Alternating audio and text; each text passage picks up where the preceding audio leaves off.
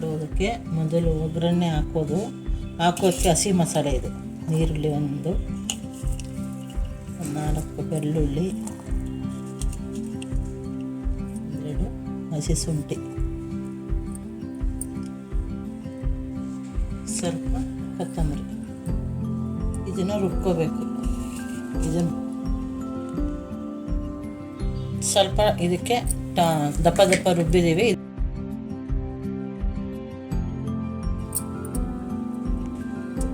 2 tomato ಹಾಕಿ ರುಬ್ಕೋಬೇಕು. ಇದು ನಯಸ್ಸಾಗಿ ರುಬ್ಕೊಂಡಿದ್ದೀವಿ. ಇದು ಈ ಥರ ಬಂದಿದೆ. ಇವಾಗ ಒಗ್ಗರಣೆ ಹಾಕೋಕ್ಕೆ ರೆಡಿ ಆಗ್ತದೆ.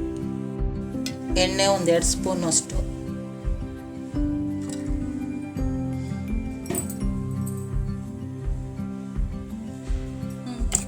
ಎಣ್ಣೆ ಕಾಯ್ದ ನಂತರ ಇದು ರುಬ್ಬಿಕೊಂಡಿರುವ ಹಸಿ ಮಸಾಲೆಯನ್ನು ಎಣ್ಣೆಗೆ ಹಾಕಬೇಕು.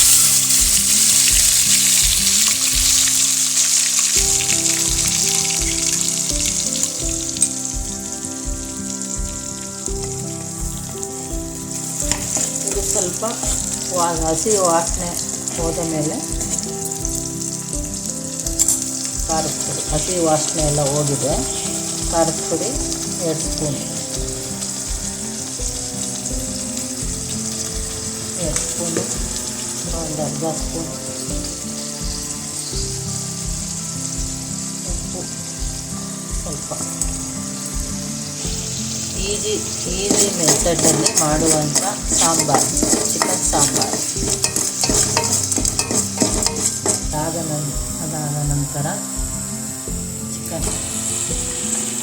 ಚಿಕನ್ ಹಾಕ್ತಾಯಿದ್ದೀನಿ.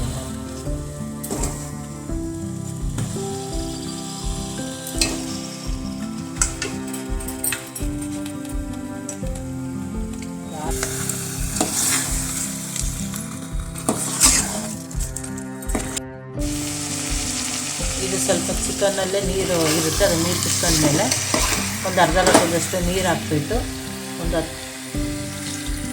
10 ನಿಮಿಷ ಬೇಯಬೇಕು. ಇದು ಬೇಯೋ ಹೊತ್ತಿಗೆ ನಾವು ಈ ಕಡೆ ಮಸಾಲೆಯನ್ನು ರೆಡಿ ಮಾಡಿಕೊಳ್ಳುತ್ತೇವೆ. ಎಣ್ಣೆ,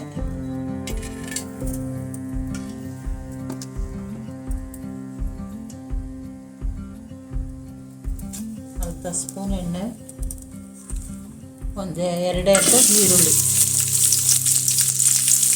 ಕಂದು ಬಣ್ಣ ಬರೋ ತನಕ ಹುರಿಬೇಕು.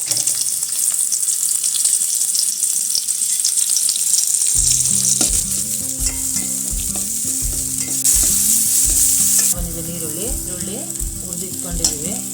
2 ಲವಂಗ, ಸ್ವಲ್ಪ ಚಕ್ಕೆ, ಸ್ವಲ್ಪ ಹಸಿ ಶುಂಠಿ, 1 ಬೆಳ್ಳುಳ್ಳಿ, 2 ಸುಲ್ಕೊಂಡ್ರೆ ಸ್ವಲ್ಪ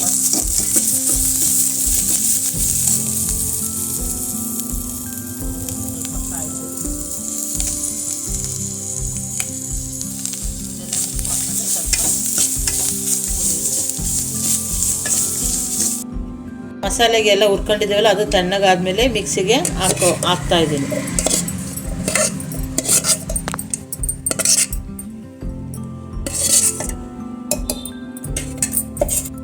ಸ್ವಲ್ಪ ಕೊತ್ತಂಬರಿ, ಅರ್ಧ ಟೊಮಟೊ, ಇದನ್ನು ಸಣ್ಣಗೆ ರುಬ್ಕೋಬೇಕು.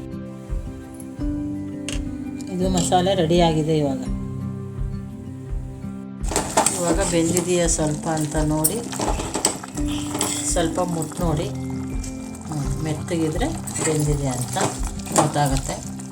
ಅದಾದಮೇಲೆ ಈ ಮಸಾಲೆಯನ್ನು ಹಾಕ್ತಾಯಿದ್ದೀನಿ.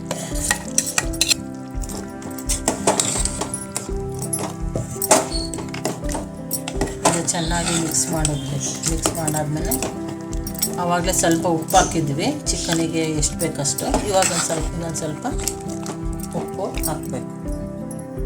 ಆವಾಗ ಇಷ್ಟು ಉಪ್ಪು ಹಾಕಿದ್ವಿ, ಇವಾಗ ಒಂದಿಷ್ಟು ಉಪ್ಪು ಹಾಕ್ತಾಯಿದ್ವಿ. ಸಾಂಬಾರಿಗೆ ಅಷ್ಟು ನೀರು ಹಾಕಿ ಸಾಕು. ಉಪ್ಪು ಖಾರ ಎಲ್ಲ ಕರೆಕ್ಟಾಗಿ. ಜಾಸ್ತಿ ಮಾಡಬೇಕು ಸಾಂಬಾರು ಅಂದರೆ ಜಾಸ್ತಿ ಮಸಾಲೆ ಹಾಕಬೇಕು. ನಾವು ಸ್ವಲ್ಪ ಮಾಡೋದ್ರಿಂದ ಸ್ವಲ್ಪ ಮಸಾಲೆ ಹಾಕಿ ಸ್ವಲ್ಪ ಮಾಡಿದ್ವಿ. ಇದನ್ನು ಮಸಾಲೆ ವಾಸನೆ ಹೋಗೋ ತನಕ ಸ್ವಲ್ಪ ಬೇಯಿಸ್ಬೇಕು. ಒಂದು 5 ನಿಮಿಷ ಬೇಯಿಸಿದ್ರೆ ಸಾಕು. ಪ್ಲೇಟ್ ಮುಚ್ಚಿದ್ರೆ ಬೇಗ ಬೇಯುತ್ತೆ. ಇದೆಗೂ ಕಾಂಬಿನೇಷನ್ ತುಂಬ ಚೆನ್ನಾಗಿರುತ್ತೆ. ಚೆನ್ನಾಗಿ ಬೆಂದಿದೆ.